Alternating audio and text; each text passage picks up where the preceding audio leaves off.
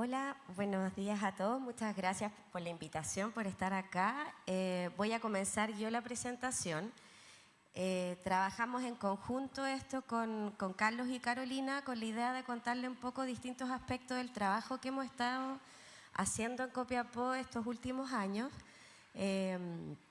donde fuimos pioneros en la existencia de las comunidades de agua subterránea, como ya dijo Bio, con la conformación de la CASUB.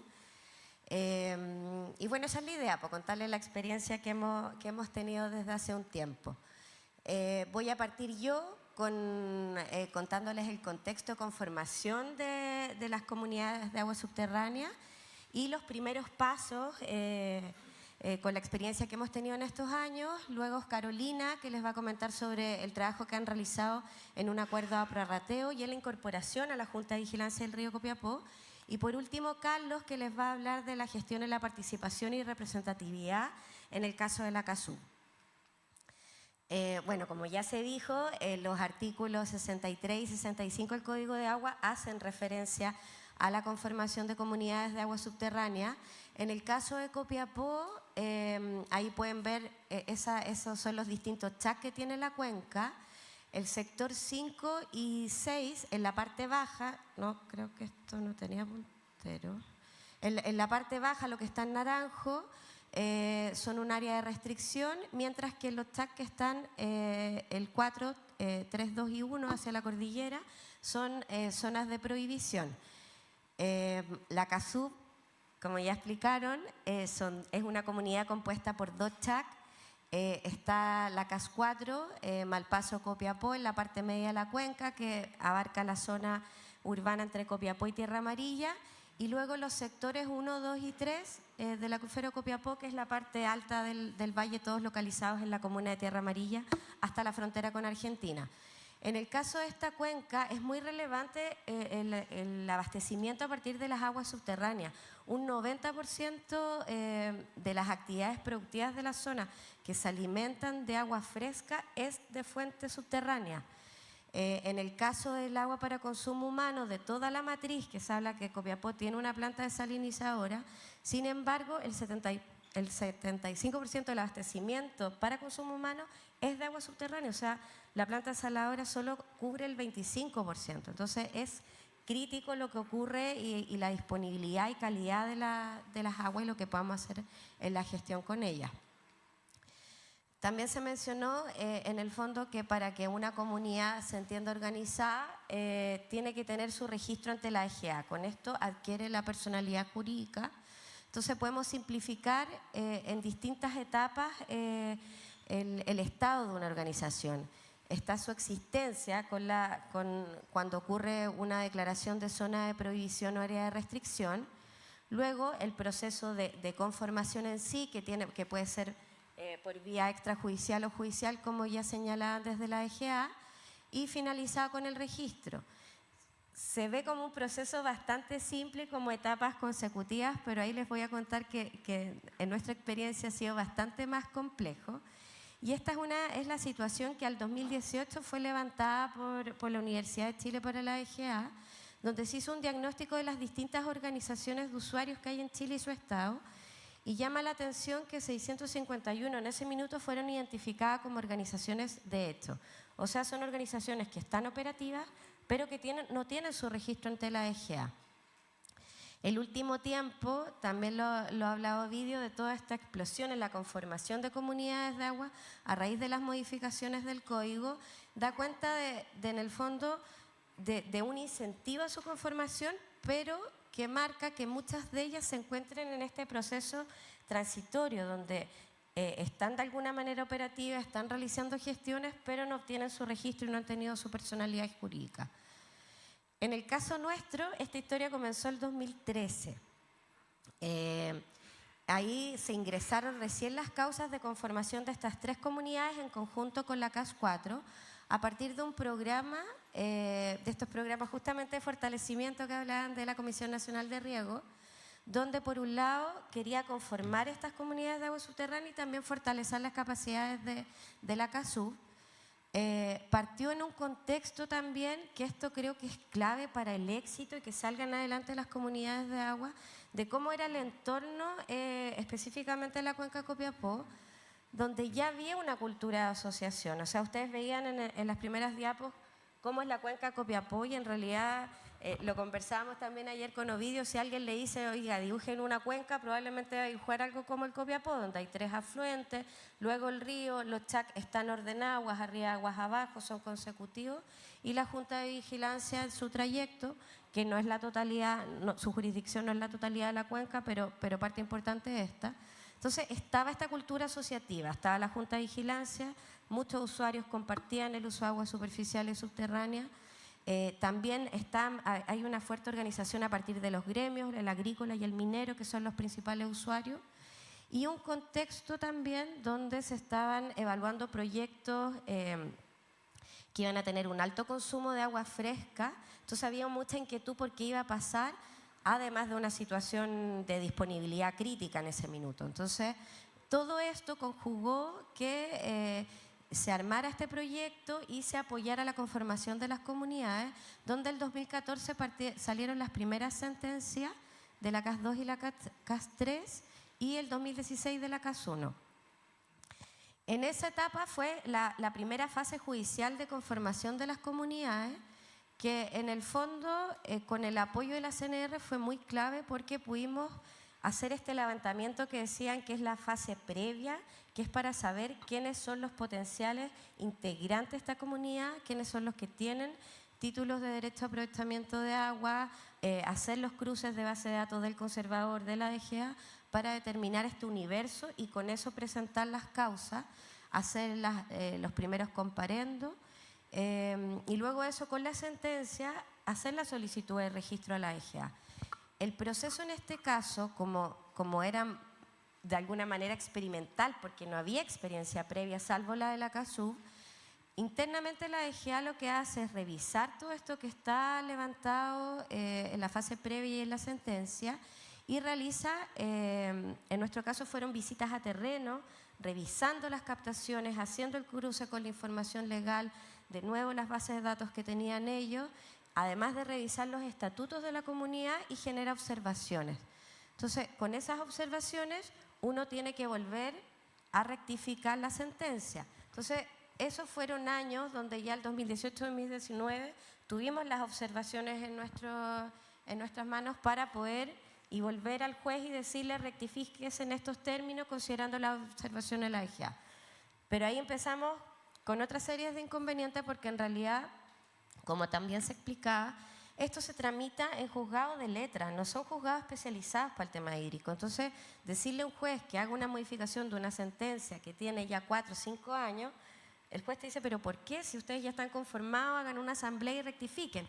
Pero estamos en esta situación de organización de hechos donde en realidad no hay un registro, entonces los acuerdos que vayamos tomando tampoco son válidos, entonces no podemos hacer las asambleas para acoger estas modificaciones y ahí vamos hartas conversas con la DGA, con distintos abogados para ver cómo podemos ir destrabando esto. Entonces, de largas conversas con los jueces, incluso tuvimos que subsanar aspectos de la sentencia que salieron el 2014 y el 2016, de repente que no estaba clara, entonces tuvimos que rectificar eso para después hacer las observaciones, a realizar nuevos comparendos el 2024 y 2025.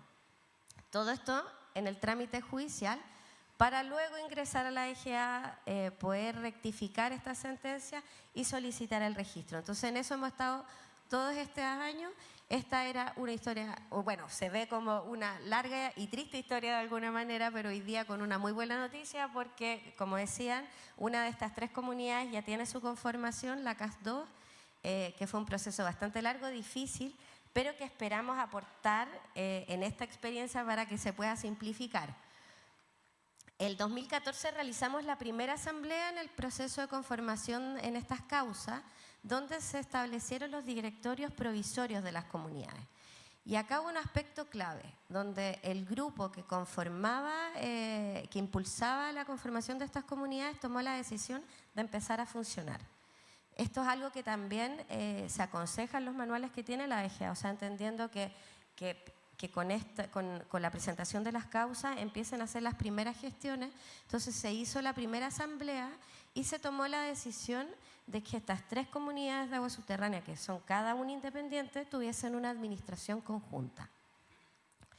Entonces, en ese sentido, con el trabajo realizado en esta etapa previa, donde pudimos saber quiénes eran los que conformaban la comunidad, teníamos claro el rol de usuario y en el fondo a quienes convocábamos, y se empezó a hacer un trabajo de sociabilización para que se sumaran a esto. En esa primera asamblea se estableció el directorio provisorio, pero inmediatamente se fijó una cuota social por aporte en función de los litros por segundo que tuviese cada titular. Entonces, en ese sentido pudimos, con los poquitos que estaban siendo parte del proceso, empezar a recaudar fondos para hacer las primeras gestiones. Ahí está detallado en el fondo quiénes componen la comunidad, identificado cuántos litros son, podemos ver cuántos son los pozos operativos y los distintos directorios, que en el caso nuestro, como les decía, es esta administración conjunta, donde en la práctica se traduce en ciertas cosas operativas. La CAS 1 y la CAS 3 le delegan la administración a la CAS 2. ¿Para qué nos sirve esto? Por ejemplo, para abrir la cuenta corriente en el banco. En nuestro caso, si bien no teníamos el registro ante la DGA, pudimos obtener nuestro RUT en impuestos internos. Entonces, con eso pudimos abrir una cuenta y empezar a recaudar fondos, porque muy distinto es hacerlo en la cuenta de un tesorero, por ejemplo. O sea, esto ya te da cierta formalidad que es un buen indicio. Entonces empezamos a trabajar, nuestras asambleas se hacen en conjunto. Si hay temas particulares de alguna comunidad, los abordamos de manera específica, pero en general el día a día, las sesiones de directorio, todo lo hacemos en conjunto. ¿Qué cosa nos ha permitido esto? Y dentro de los primeros pasos que realizamos, todo lo que les voy a mostrar ahora es específico de la CAS 1, 2 y 3, pero son trabajos que también desarrollan las otras comunidades de agua subterránea.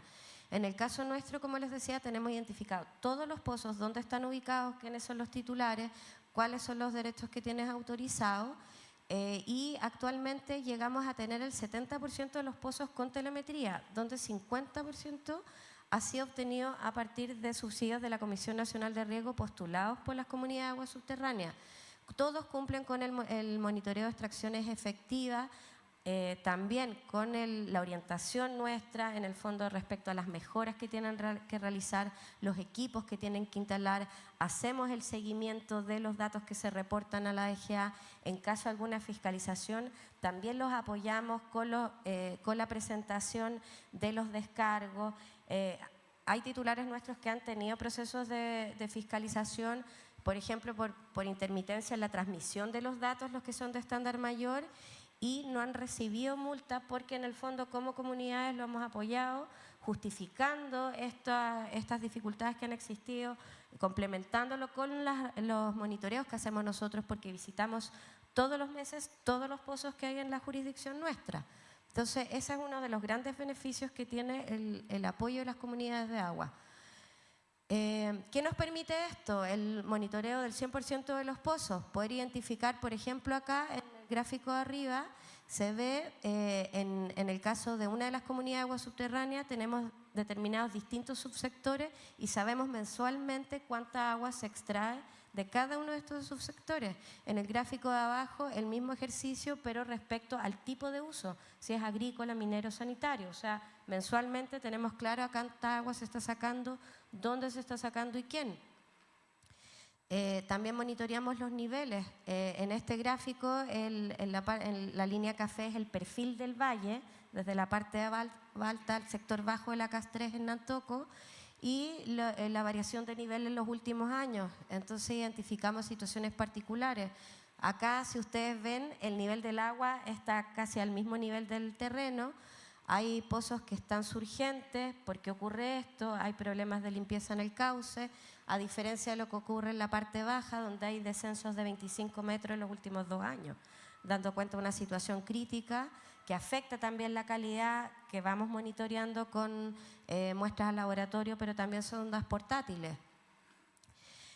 Otros temas que hemos logrado trabajar, la recarga gestionada de acuíferos. Tenemos un piloto de un pozo de recarga en el sector de Manfla que actualmente inyecta al acuífero 15 litros por segundo cuando hay disponibilidad de agua, que ha funcionado muy bien.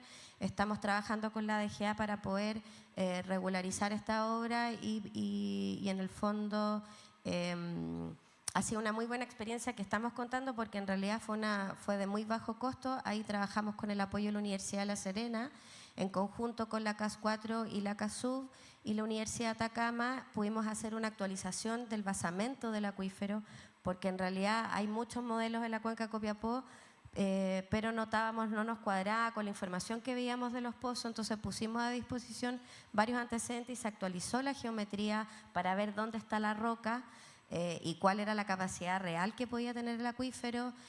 Tenemos un catastro de la superficie agrícola en la jurisdicción nuestra y también una plataforma que nos permite conocer la demanda de los cultivos. Entonces, con todo esto apuntamos a mejorar la eficiencia hídrica y ir dando pasos en ese sentido.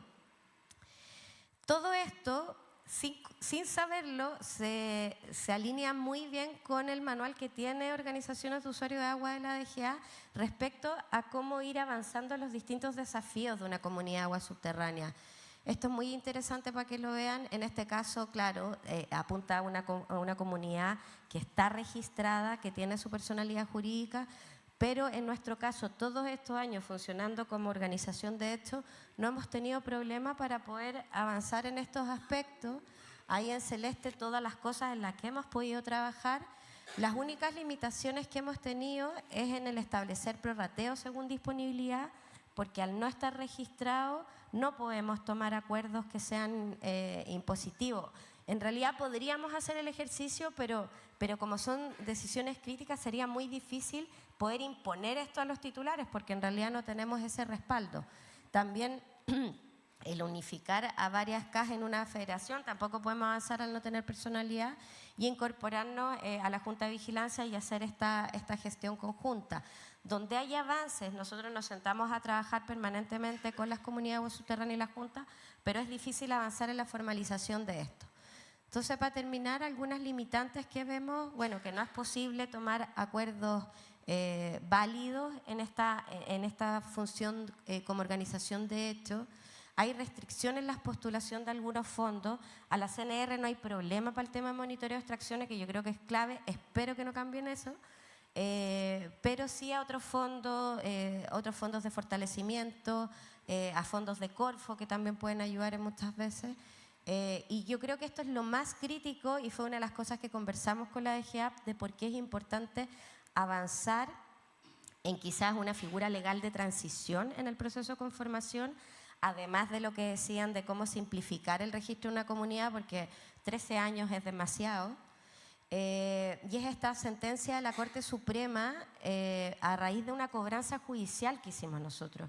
Durante estos 13 años los titulares pagan sus cuotas sociales, salvo casos excepcionales, y en uno de esos iniciamos una cobranza judicial y hay un fallo que dice que estamos imposibilitados de adoptar válidamente acuerdos sobre gasto y fijación de cuotas al no estar registrados.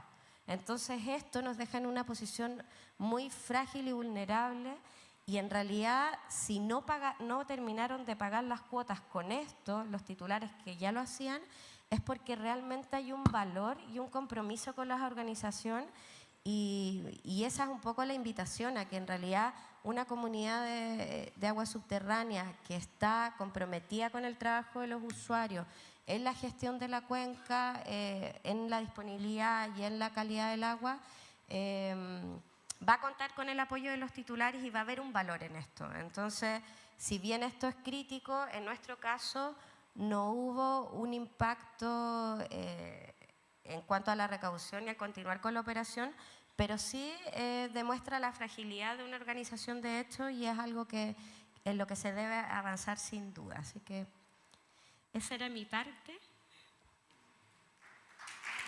Sí. ¿Te lo dejo para el tiempo? Vamos a hacer cambio posta. Sí, ahí está. Sí, hola, muy buenos días. Carolina Veroitza por acá. Bueno, como les explicó Fernanda, en general las comunidades de aguas subterráneas tenemos lineamientos muy generales y muy similares, como por ejemplo el control de extracciones, la gestión integrada, mantener el rol de usuario, pero hay cosas en particular, así como también mostró Fernanda, que me gustaría destacar en mi parte de la presentación. En el caso de la comunidad en la que yo trabajo, que es la comunidad que está en el sector medio de Copiapó, tiene ciertas particularidades y la hacen distintiva del resto. Por ejemplo, nuestro principal usuario, a diferencia de los otros 6 sectores, es minero, segundo sanitario y luego agrícola. Nos ubicamos en la parte media del valle, en zona urbana de las comunas de Tierra Amarilla y Copiapó. Administramos un poco más de 4.000 litros por segundo y, a diferencia de los otros sectores, más del 70% de nuestros pozos están deshabilitados o secos. O sea, es el sector más afectado del acuífero de Copiapó. 2 de nuestros principales usuarios poseen el 47% de todos los derechos, por lo tanto podrían fácilmente tomar decisiones ellos dos solos. Y más del 60% del volumen que se extrae anualmente corresponde a la industria sanitaria. Tenemos 44 titulares, 33 personas jurídicas, 11 personas naturales, de las cuales 4 de ellas son sucesiones. Bueno, y ante este escenario en que en realidad tenemos más pozos en desuso que en uso, y un usuario que es, a diferencia de las otras comunidades, minero, a diferencia de las otras que es agrícola, tenemos algunos instrumentos en particular que hemos desarrollado como CAS 4. Por ejemplo, el reglamento interno, nuestro estatuto permanentemente refiere que hay cosas que hay que reglamentar en este instrumento. Nosotros generamos uno en base al que desarrollamos con la CASUB en el programa que conformó las comunidades de aguas subterráneas, lo usamos de base y luego lo actualizamos según nuestra realidad. Tuvimos una primera versión en el 2021 y una segunda versión que es la que está vigente el 2024.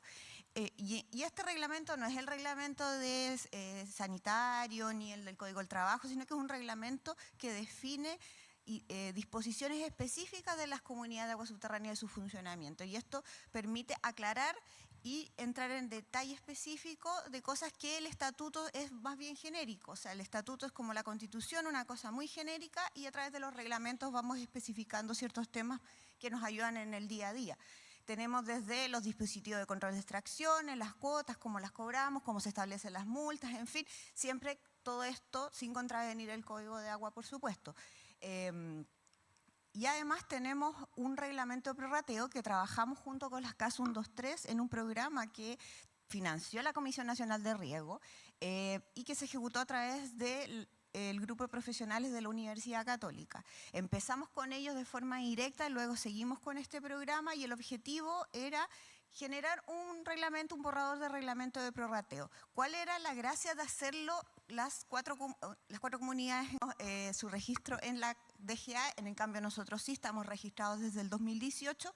Nosotros continuamos con la etapa posterior, o sea, este reglamento se desarrolla, se genera un borrador, se valida con el directorio y luego se debe llevar una asamblea extraordinaria para su aprobación, que en el caso de nosotros fue el 21 de agosto del año pasado, la hicimos online. Tuvimos alta representatividad y en general el reglamento se aprobó con un 99,29% con algunas modificaciones que pedían especificar ciertos temas. Este es un flujo de cómo debiesen darse estas acciones una vez que uno tiene el reglamento en el caso de nosotros. O sea, en enero de 2025 se evalúan las condiciones del acuífero con la información que cuenta la comunidad y las fuentes de los servicios públicos, luego se elabora un informe técnico que evalúa esto, el directorio evalúa si se dan las condiciones que se establecen en el reglamento, que se las voy a mencionar más adelante, se desarrolla un acuerdo de prorrateo, se difunde, se pueden recibir observaciones y luego esto, el directorio lo recoge, genera una propuesta de acuerdo de prorrateo que debe llevarse también a una asamblea extraordinaria. ¿Por qué les quise mostrar esto? Porque en general en agua subterránea es algo cotidiano, común, o sea, el prorrateo la distribución es parte de su ejercicio diario, porque es algo que ven. En cambio en agua subterránea es mucho más difícil por lo que señalaban los expositores anteriores, pero también se puede hacer y creo que se debe hacer para cuidar la sustentabilidad del acuífero. En el caso nuestro generamos el informe técnico que tiene en general la caracterización del sector, la organización, en fin, y esto es clave bueno, aquí están los parámetros que incluye nuestro reglamento de prorrateo, que en general son 4. Nosotros evaluamos niveles dinámicos, estáticos de, primero, los pozos productivos. Luego evaluamos en términos generales la situación de aguas superficiales, el embalse La Autora, que es el embalse que tenemos en el Valle de Copiapó, y las obras que se desarrollen en él, y en especial el comportamiento de la estación fluviométrica La Puerta, que es un indicador de cómo están las aguas subterráneas en el acuífero de Copiapó. También evaluamos por separado al prestador sanitario, dado que tiene una protección con la modificación del Código de Agua de que ellos no están afectos al prorrateo. Y luego usamos la información de pozos de monitoreo, que son pozos que no están en uso, que no tienen bomba, que solo se les mide nivel.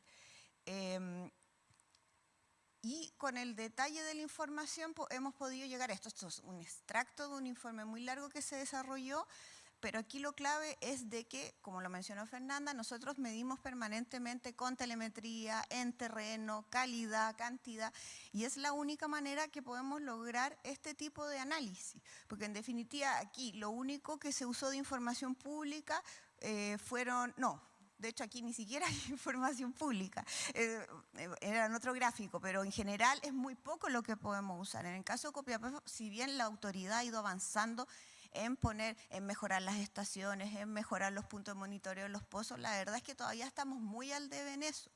Pero las comunidades de agua subterránea generan de forma permanente información, y eso es, yo creo que una de las cosas clave que tenemos para hacer gestión. O sea, no podemos gestionar lo que no podemos ver, y en este caso ni siquiera lo que no podemos medir. Si no tenemos información, ¿qué hacemos? Bueno, el nivel de análisis que tiene cada comunidad de aguas subterráneas es este. O sea, nosotros podemos correlacionar, en este gráfico acá se ve nivel estático, nivel dinámico, las extracciones por mes, y con esa información por cada pozo nosotros analizamos del orden de 50 pozos a este nivel de detalle para hacer el informe del prorrateo, cuál es la tasa de descenso anual que tienen, cómo ha ido disminuyendo su extracción, sus niveles. Por ejemplo, lo quise poner porque es uno de los pozos más críticos que tenemos en el subsector de Tierra Amarilla, que en 5 años disminuyó casi 42 metros. O sea, es una situación crítica. Pero ese nivel de detalle lo tenemos porque las organizaciones de usuarios hacemos la pega, y en el fondo tenemos los sistemas para poder hacerlo. También nos permite la información que tenemos hacer correlaciones con agua superficial. En el gráfico de barras y líneas que ustedes ven, la información que en barra lo del embalse Lautaro, el volumen embalsado, que es información de la Junta de Vigilancia del río Copiapó, y las líneas son los pozos de monitoreo de los subsectores. Nosotros tenemos nuestro gran sector 4 dividido en 3 subsectores: Tierra Amarilla, Copiapó y Paipote, y esta subdivisión, si bien calza más o menos con los subsectores de la DGA, la hicimos porque nosotros en el día a día vemos que los comportamientos en estos subsectores son distintos. O sea, por más que tengamos un CHAC, dentro del CHAC se producen situaciones distintas unas de la otra, y hacemos esa diferenciación en términos de gestión. Bueno, este reglamento finalmente no llegamos a, no se hizo un acuerdo porque, bueno, este es como el resumen del informe. Este es el nivel de detalle, y esto lo tienen todas las comunidades de agua subterránea, en el fondo por sector, por año, cuánto se está consumiendo. En el caso de nosotros, usamos de todos los derechos otorgados de la comunidad del orden del 14 al 15%, o sea, usamos muy poca agua dada la situación crítica del sector 4. Si lo llevamos a caudal nominal, significa que si esto fuera un pozo 24/7, eso es la equivalencia transformando el volumen a caudal nominal. Y esto es lo que yo les decía, que en el caso de nosotros tenemos estos 3 subsectores, hicimos la separación por actividad productiva, que es necesario porque la industria sanitaria no puede prorratearse, entonces hay que hacer esta diferenciación. Como ustedes pueden ver, la sanitaria efectivamente es nuestro mayor usuario. De los 19 millones consumidos el año pasado, más de 10 los usó la empresa sanitaria. Y como lo tenemos por subsectores, y vimos que el más crítico en términos de nivel y de consumo era Tierra Amarilla, hicimos lo que nos decía el reglamento.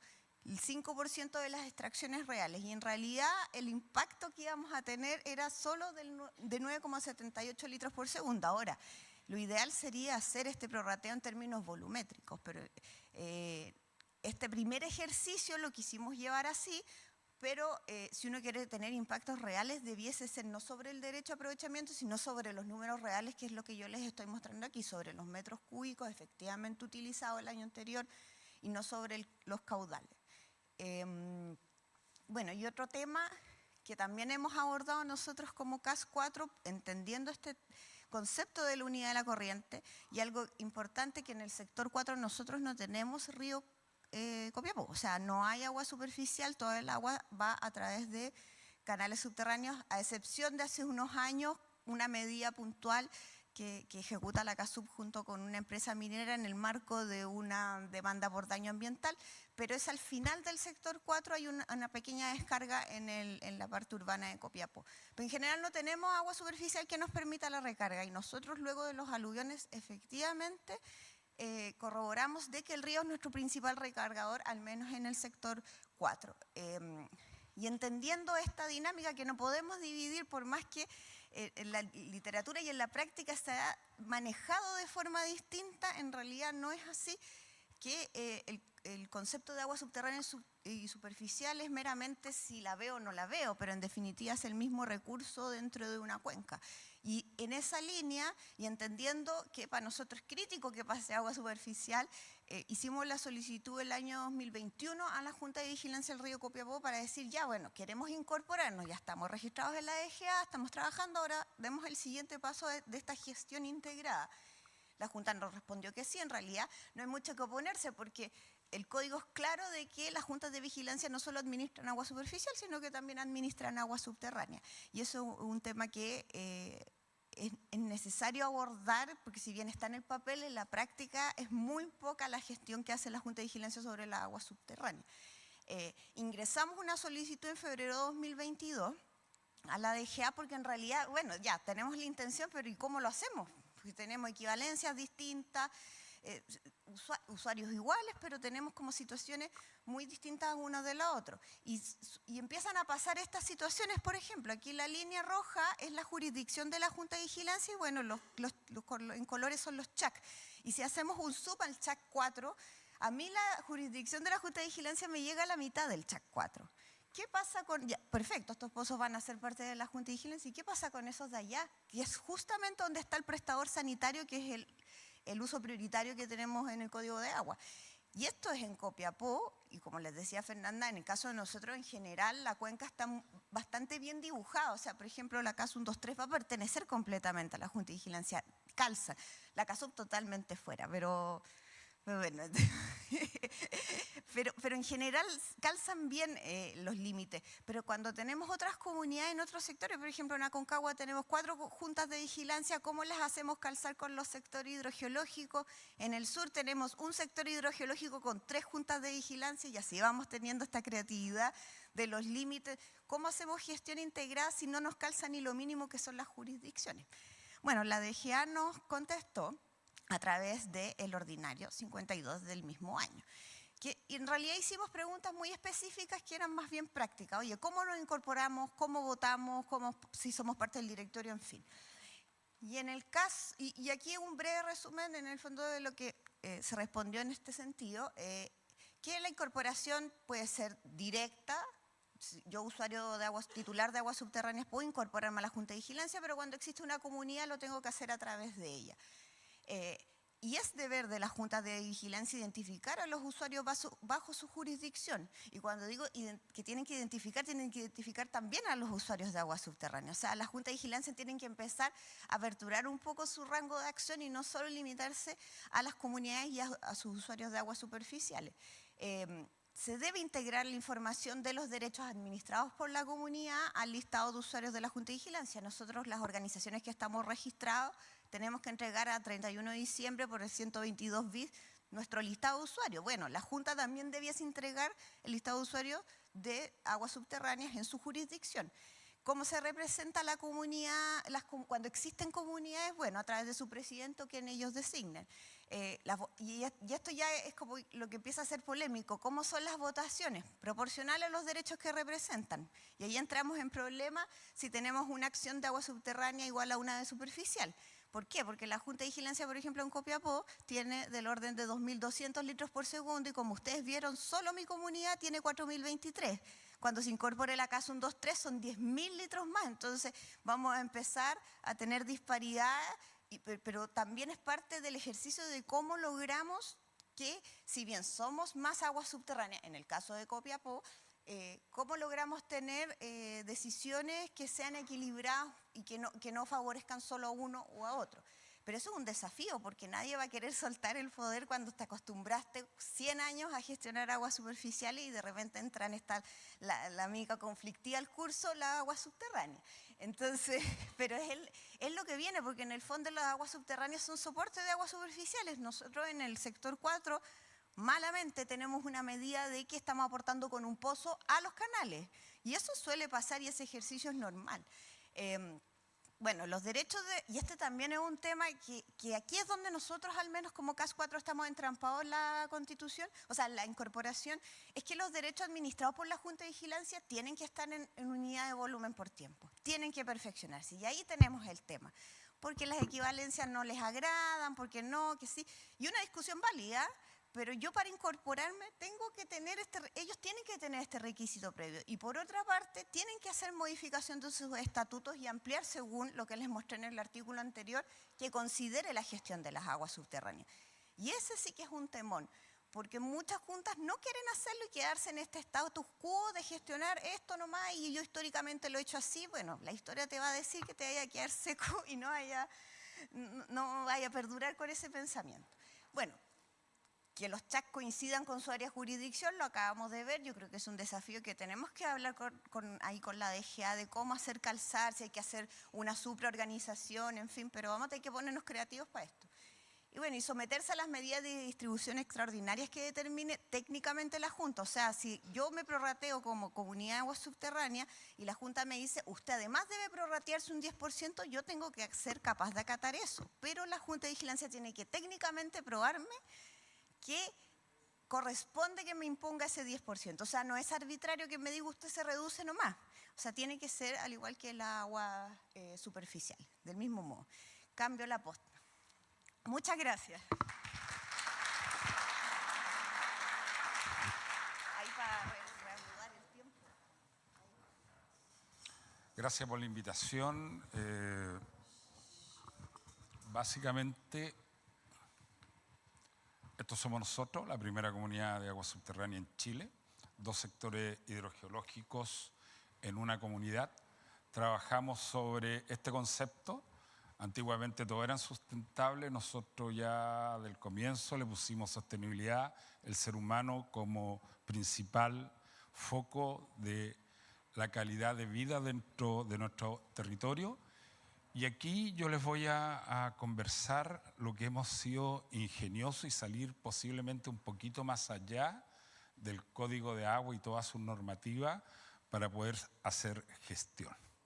Y no solamente una administración pura y dura que decimos nosotros, tiene 1 litro por segundo y puede sacar 1 litro por segundo. Sumándome a lo que dice Fernanda y la Carolina, básicamente también nosotros tenemos prorrateo, pero nuestro principal punto de prorrateo es ser eficaz y eficiente en el uso del agua. Tenemos que partir por ahí. Segundo, la legislación lo hace por volumen tiempo, y si nos damos cuenta, en los PIC y los que venimos del mundo agrícola, yo soy agricultor, la demanda no coincide con los prorrateos que dice el legislativo, la DGA. Yo no puedo prorratear sobre caudal nominal porque si no, no podría regar. Tengo que prorratear sobre metros cúbicos del acuífero. Y ahí tenemos la gran problemática. Después de lo que le voy a presentar ahora es cómo podemos integrar a los usuarios con representatividad. Primero en el directorio y después a la asamblea, porque normalmente, como uno venía de ese sistema de la agricultura, del canal, no, es que los grandes mandan, toman las decisiones, pagan y nosotros no tenemos voz y voto. Sobre ese precepto vamos a poder mirar algo. qué es lo que tienen, lo dijo el Ovidio. A mí me pasó que yo empecé a echar a andar la comunidad el año 2007, que fue creada en el 2004, y a donde un usuario, por suerte venía de esa zona, me decía, oye Carlos, ¿y qué es lo que andáis haciendo? Oye, usted pertenece a la comunidad de agua, yo soy el administrador, mira aquí están los estatutos, tenéis que poner un caudalímetro, vamos a medir los niveles, lo que estáis sacando, y además me tienes que pagar. Oye, yo por 20 años he andado solo y no le pido permiso a nadie, quiero usar el pozo, no mido porque la resolución dice, podrá exigir la DGA un sistema de control. Y tú me decís, ¿con todo esto? No, ¿sabéis qué? Ándate para la casa nomás. Ahí teníamos que venir de nuevo a insertar, conversar de nuevo y así pudimos poco a poco empezar a integrarlo. Esto es lo que dice el Código de Agua. Tuvimos la suerte, por allá por el 2002 al 2004, gracias a algunos abogados, ingenieros de la DGA y algunos abogados de la zona, de poder, básicamente, los directorios que fueran representativos, quedaron en nuestros estatutos. Y no, sin embargo, hice el acuerdo unánime de la sala, las elecciones podrán efectuarse en otra forma que señala el inciso precedente. Y sobre eso empezamos a trabajar y poder ser representativos dentro del directorio. Teníamos 5 directorios provisionales y después separamos agricultura, grande, mediana, pequeña. Otros, básicamente, la sanitaria dijo, oiga, ustedes toman decisiones, yo soy con 600 litros por segundo en esa época que la CAS 4 no tenía agua y la minería tampoco. Y, ok, como pedimos una reforma, que de ahí nace la 1234 de estatuto, dijimos, ya comienzan a venir a las reuniones y tengan voz y voto, y a los mineros, que también sacaban del sector. Por lo tanto, estos 5 directores, 3 agricultores, pequeño, mediano, grande, más sanitaria, más minería y derechos provisionales y otros, conformamos 7 directores de los 5 que nos permitía la ley, mientras íbamos mejorando nuestros estatutos. Y los estatutos originales de abril del 2004, ya llevamos 21 años, si lo llevamos a la DGA es el 15 de marzo, cumplimos 20. Y usted no está el puntero, pero si ven al final, tenemos la capacidad de distribuir. ¿Qué es lo que hicimos en el 2012? Pescamos y generamos en nuestros reglamentos y manuales de operación, incorporamos, pasamos de 5 a 7 e incorporamos. Y la gracia también tenemos 2 sectores hidrogeológicos en una comunidad. Entonces, cuando vamos a elegir directores nuevos, los representativos, la sanitaria es uno solo siempre, los mineros se eligen en el grupo de mineros, porque trabajamos por bloque, los grandes agricultores eligen al gran agricultor, los 2 medianos a los medianos, los pequeños a los pequeños y otros. En los últimos años la minería ya no extrae agua de los sectores, sino que extrae agua del mar, por lo tanto ya no participan, pero empezamos a ver que el crecimiento de agroparcelas, o como quieren llamar, no parcelas de agrado, de vivienda 24/7, que le voy a mostrar un caso al final, ahí con derechos de agua lo hemos empezado a poder captar y que trabajen con nosotros los pueblos originarios, más allá de que siempre pedimos de mujeres que no han querido, pueblos originarios tampoco, de tener una mayor representatividad dentro. Básicamente, ¿cómo los separamos originalmente en esta época? Estamos hablando allá del 2012-2013 viene esto. No es algo que venga en el último tiempo. Estamos hace 12 años con representatividad, del 2016 con prorrateo, control de extracciones de esa misma época, y vamos dándole la cantidad de litros y los grupos que están para poder elegir nuestros directorios. Como vemos en los catastros que recién hablaba Fernanda y Carolina, tenemos todo identificado por los dos sectores, desde las mercedes de agua hasta los CORA, sentencias judiciales, cuarto transitorio, los litros, los derechos, los usuarios y los pozos, porque así hay que separar, porque uno a veces separa por derecho y hay varios derechos que son de un solo usuario y a veces están en un solo pozo o hay muchos en un pozo, que lo vamos a ver un poco más adelante, un pantallazo. Entonces, lo primero que hacemos es eso. Y después separamos por sectores los mineros. Espero no caerme para que puedan ver de acá. Me tienen que avisar si doy un paso en falso. Si estoy muy aburrido, dijo el brasileño, me tiraré al precipicio. Entonces, acá están los sanitarios, mineros, agrícolas, industriales, agrovivienda, constructoras, servicios, universidades, colegios. Y con esto podemos identificar, cuando vamos a elección de directorio, cómo formamos los grupos y cómo se eligen entre ellos. Si alguno no quiere, como la minera, pasamos a otro segmento o replicamos a alguien que quiera participar. Y miren eso. ¡Wow! Bueno, estas son las agroviviendas. Ahí se nota que algunos han sacado. Y tengo en un pozo todo ello. Tengo 300 nuevos usuarios, porque se vende cada parcela con un 0,1. Y ahí tenemos otro gran problema, porque nosotros, dentro de lo ingenio, lo hablamos anoche con el Ovidio y la Fernanda, nosotros votamos a mano alzada. Hace 13 años que venimos votando, usted tiene un 0,1 y usted tiene 606 litros, que es mi gran usuario, pero su voto es igual, vale 1. El problema que con la llegada, y no estamos molestos, con estos nuevos usuarios, tenemos que capacitarlos, enseñarles, años de trabajo para que puedan entender que cuando vayamos a tomar decisiones en conjunto y sigamos votando mano alzada, lo que tenemos que tomar drásticamente, no tengamos amores perros, que digo yo, ideologías que nos tenga que volver a decir, ¿sabe qué? El que tiene más manda. Y eso es fatal. Hemos aprendido que el que tiene más manda, normalmente no podemos hacer gestión y una buena convivencia en el acuífero.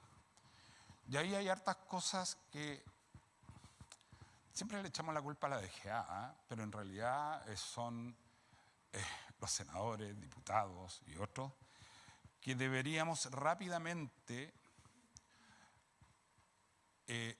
cambiar algunas cosas. Ayer estaba Carlos Estés, estaba nuestra senadora Yanna Proboste Campillay, de la Comisión del Senado de Agricultura, que estuvo el otro día, y nosotros andamos atrás de un decreto de abundancia.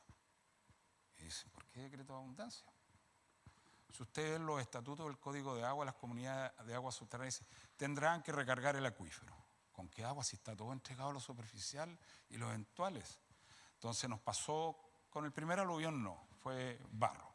Pero con la segunda lluvia torrencial y que se produjeron algunos aluviones, tuvimos agua suficiente por un año, 4 meses, donde hicimos el primer, con un trabajo del año 2012, pero nunca hicimos los pilotos, pero el 2017 sí, un super piloto, 9 hectáreas, que alguna vez lo presenté acá, de recarga gestionada, que le llaman hoy día, de casi 20 millones de metros cúbicos a 6 pesos el metro cúbico. Pero alguien se quejó, que dijo que lo estábamos guardando el agua para nosotros, y agua arriba de los pozos a la población, y nos acusó con la DGA, y la DGA nos hizo una fiscalización de oficio. Ahí está, por recargar el acuífero sobre el bien común.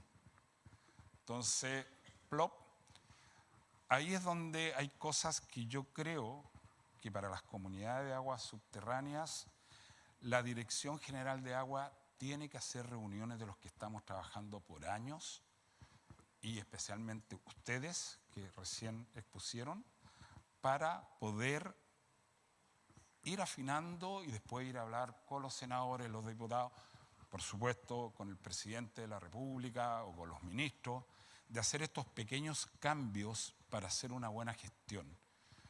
¿Por qué le digo eso? porque básicamente esta gente que está viviendo ahí no fue a vivir porque quería, porque Copiapó es muy caro, no hay superficie de terreno, y tuvo que salir al campo a vivir 24/7, y todos creen que son parcelas de agrado, y no son parcelas de agrado. Yo tengo que tener contado más o menos unas 10 que conozco. Ahí hoy día debemos tener unos 15.000 habitantes. Al ritmo que vamos creciendo en los próximos 10 años vamos a tener 40.000 habitantes. El colegio se hizo chico. Tenemos un problema sanitario que posiblemente todas las fosas sépticas que hacemos calidad de agua en línea, monitoreo completo, tengamos problemas. También entramos al colegio, le enseñamos robótica, programación, le hicimos un pozo, ahora le estamos agregando derechos de agua, energía solar. Estamos trabajando con temas de hidroponía con ellos. Lo hemos llevado al extranjero, a los profesores a capacitarse y profesionales también en eficiencia hídrica. Este problema, ¿qué es lo que nos lleva? Nosotros cobramos alrededor de 2.400 pesos el litro por segundo, la acción o el voto, como lo quieran llamar. ¿Qué hago de gestión con 240 pesos al mes? Si los cabros que están en terreno se darán 12, 14 pozos, echo a andar la camioneta en la mañana y ya me comí el litro de combustible que vale 1.000. Caminan 10 kilómetros y estos están a 50 y ya me quedé sin plata. ¿Cómo hacemos gestión? Entonces, ahí también, normalmente se lo veía a la Junta del Huasco, que trabajo también en el canal más grande, el Huasco. La Junta tenía una cuota especial. El Código de Agua y nuestros estatutos son cotas extraordinarias que son parejas para todos. Y ahí también, para hacer gestión y todo, les pusimos creativos y dijimos, bueno, pero si el mes no es individual y hacemos nosotros la pega como organización, y ahí va a haber pelea, posiblemente vamos a tener que votar por volumen de acciones y no a mano alzada, cobrémosle a cada uno lo que vale el servicio del MEP para poder cumplir el mandato del Estado de Chile a través de la EGEA. Aparte tienen que mejorar la plataforma del MEA, no deja harto que desear y nos exigen harto a nosotros. ¿Ok? Entonces, todos los días estamos con problemática. Después, dentro de esa parcelación que vendieron ellos con derecho de agua, pero debo tener otras 3.000 que vendieron sin derechos de agua. Y están haciendo pozos domésticos, artículo 56. Serán 20 metros cúbicos más. Nosotros pusimos, antes que saliera, 50 metros cúbicos por parcela mes.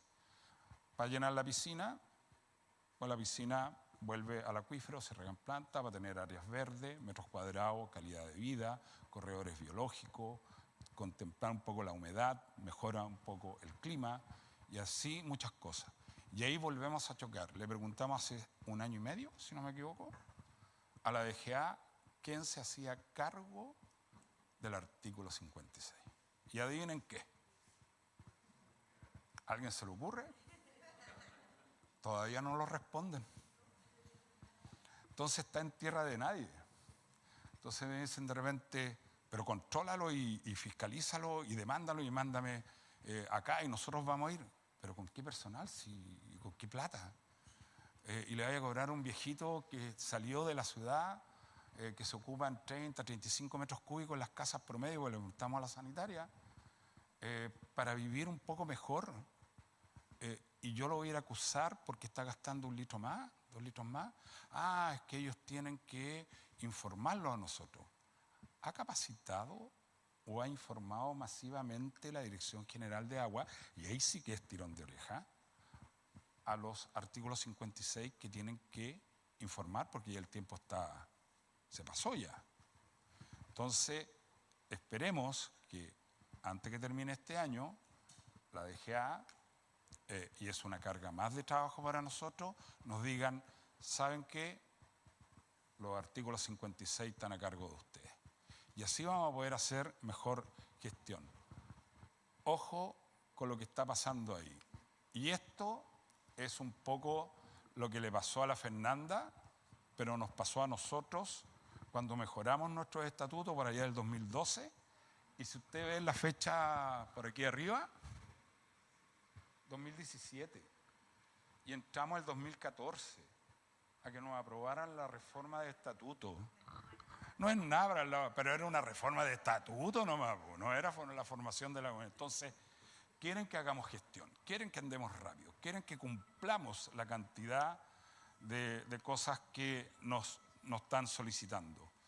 Pero también el Estado de Chile, y hablo del Estado a través de todos sus gobiernos parlamentarios y la DGA, DOH, Comisión Nacional de Riego, INDAP y todo, tengamos que ser un poco más rápido en tomar decisiones para la nueva gestión. O si no, se nos va a pasar y vamos a empezar a tener colapsos grandes, tanto en cantidades y calidades de agua, pero también en convivencia. En luchas y denuncias y fiscalizaciones, que una fiscalización por entrega de agua, mala o buena, dependiendo cómo la miremos, nosotros llevamos la de Copiapó con la Junta de Vigilancia, porque tuvimos, cuando le mostraron, para contarle esto, cuando le mostraron ahí que la Junta de Vigilancia llegaba hasta Copiapó y para abajo nada, en 1875 en el norte de Chile, como había mucha agua y recuperaciones, y nos peleamos la poquita agua, dijo el Estado, 1875, si tienen agua suficiente para abajo. Por lo tanto, el río llega hasta la ciudad de Copiapó, por lo demás pueden regar con todas las recuperaciones de río y los sobrantes y todo. Bueno, a partir del 80, explosivamente crecimos agrícola, minero y de población, se acabaron las recuperaciones y no tenemos recarga. Entonces, teníamos unas lucas y empezamos a comprar agua en la jurisdicción de la Junta de Vigilancia, ahí donde decía la Carola que estaba fuera también, para que se mantuviera en ese sector y pudiéramos algo recargar y tener el río abajo. Y la Junta no nos quería dar los volúmenes y tampoco hacer un cambio de ejercicio dentro del canal matriz. Llevamos 10 años. Ahí estamos esperando la Corte Suprema. La intervención, la DGA lo hizo. Hicimos lo mismo en el canal más grande que hay en el Huasco que administro con la Junta. Llevamos 3 años. Entonces, los procesos, ¿y qué es lo que le quiero decir? Los procesos de discusión en la Corte o a través de los organismos públicos, más vale la pena tener una buena gestión, tener una buena participación, tener datos claros, como mostraba la Carolina y la Fernanda, entender quiénes somos, cuánto usamos, qué es lo que le pasa al acuífero, tanto en cantidad y calidad, y tomar decisiones en conjunto. Ese es un poco el mensaje. Las organizaciones de usuarios son para cuidarlos de nosotros mismos, tomar buenas decisiones con la calidad y cantidad de información que tenemos.